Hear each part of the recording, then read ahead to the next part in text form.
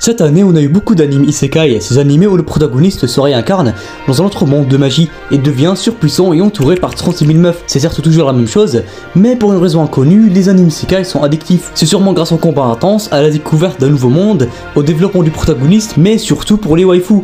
Bon bref, salut c'est Sonix et comme vous l'aurez vu dans ce titre miniature, aujourd'hui je vais vous dévoiler les 7 meilleurs animes isekai de l'année 2024. Donc c'est une très bonne occasion pour vous de trouver des isekai à voir. Alors avant de commencer, n'oubliez surtout pas de liker la vidéo, puis bah laissons place au top 7 nouveaux isekai de l'année.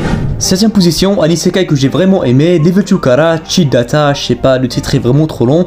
Nous suivons l'aventure d'un marchand complètement random, nommé Filio, qui se voit soudainement invoqué dans un autre monde de fantasy. Jusqu'ici c'est tout à fait normal, cependant il s'est fait invoquer pour combattre le roi démon, et il est invoqué aux côtés d'un autre gars aux cheveux blancs avec un gros ego.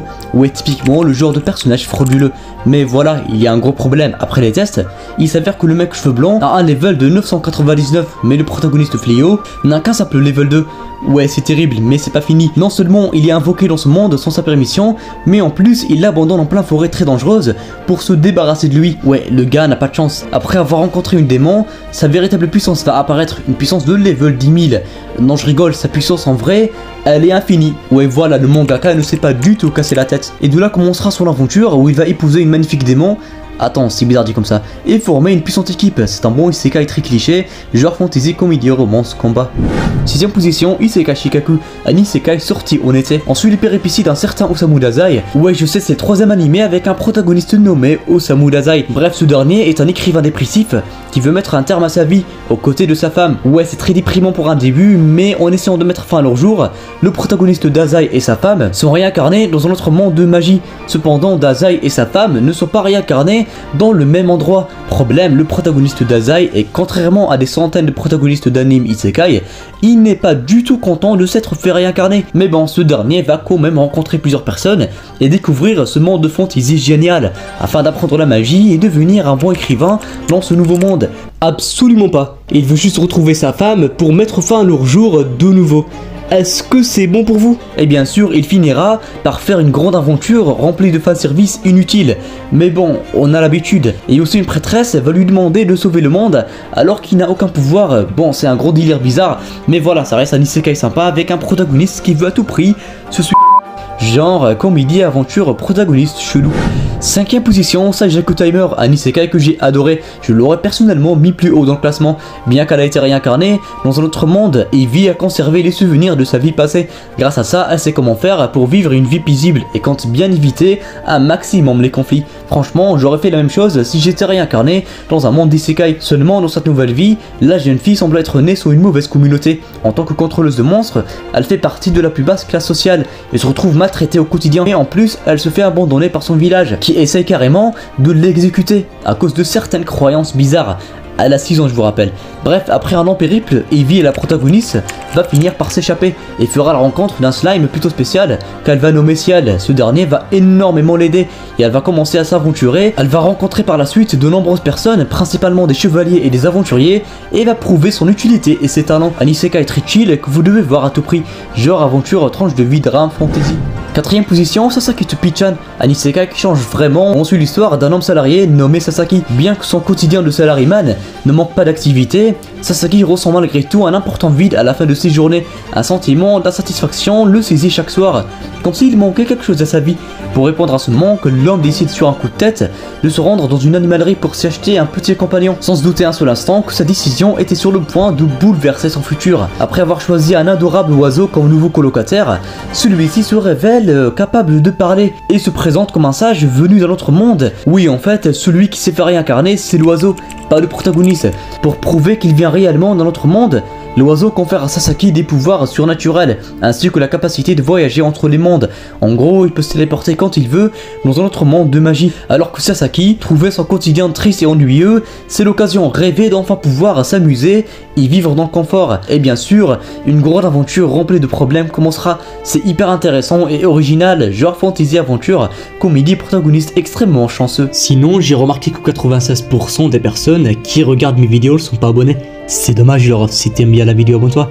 Allez, reprenons la vidéo. Troisième position, le podium, Remonster. Je vous préviens tout de suite, cet isekai n'est pas comme les autres. On suit l'histoire de Tomokui Kanata, un jeune homme qui s'est fait savagement assassiner dans une ruelle d'une grande ville. Ça commence très mal pour le protagoniste, mais il est réincarné dans un autre monde de fantasy. Mauvaise nouvelle, il n'est pas réincarné en tant qu'humain, elfe ou à la limite un démon, mais il est réincarné en tant que gobelin.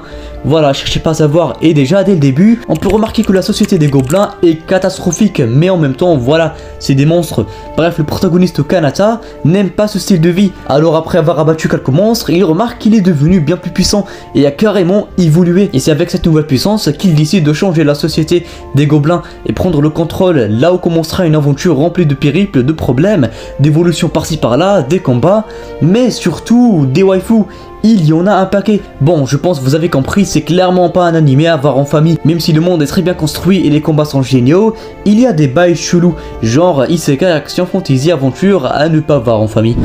Deuxième position, un isekai qui fait beaucoup parler de lui, Suicide Squad Isekai, en permanence rongé par le crime, la ville de Gotham est le repère des pires criminels qui existent. C'est alors que le chef de l'agence gouvernementale a rassemblé une équipe de choc composée de Harley Quinn, Deadshot, Peacemaker, Gueule d'Argile et King Shark pour une mission hors du commun qui nécessite des moyens extraordinaires. Bon voilà, cet anime s'inspire et se base clairement du film Suicide Squad, un truc qu'on voit très rarement dans les animes, et là c'est hyper bien réussi. Bref, maintenant qu'ils sont envoyés dans un autre monde, reliés au nôtre par un portail, les squads atterrissent dans un univers d'épée et de magie, au sein duquel des gobelins, des dragons et différents monstres se déchaînent, un vrai isekai. Cependant, ces criminels envoyés dans ce monde de fantasy ont des explosifs mortels plantés dans leur cou. Impossible pour les criminels de prendre la fuite, de se cacher ou même de simplement échouer à la mission. À la moindre erreur, c'est terminé pour eux. Ils finiront comme des victimes de Mahito. Leur mission est simple, surpasser tous les dangers de ce monde et réussir à conquérir le royaume d'Isekai, laissant place à des combats et des déchaînements incroyables, genre action, fantasy, comédie. Première position, l'isekai,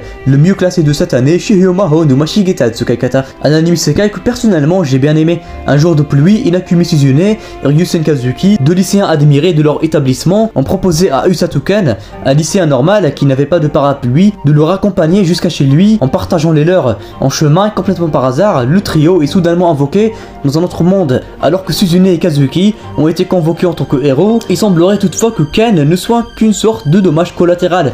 En gros, il est venu complètement par hasard avec eux, donc il n'obtient pas des pouvoirs de héros. Et il est impossible pour lui de revenir d'où il vient. Seulement, il s'avère que le jeune homme cache en lui un important pouvoir magique qui pourrait bien être utile pour le sauvetage de ce monde. Le pouvoir du healing, un pouvoir extrêmement sous-estimé avec un énorme potentiel. Ken n'a plus le choix, il va devoir suivre un entraînement de taré afin d'apprendre à maîtriser ses pouvoirs, donc il va souffrir énormément durant un entraînement catastrophique, mais il va pas abandonner, laissant place à une aventure intéressante, genre fantasy, aventure, action, comédie. Merci d'avoir regardé la vidéo jusqu'ici. Avant que vous partiez, je tiens vraiment à vous remercier pour les 15 000 abonnés atteints sur la chaîne. Franchement, c'est un grand palier, donc merci à tous. Puis aussi, n'oubliez surtout pas de liker la vidéo, car j'ai remarqué que beaucoup de personnes l'oublient et je compte sur vous. C'est tout pour les animes isekai de l'année, c'était Sonix, et sur ce, on se retrouve à la prochaine.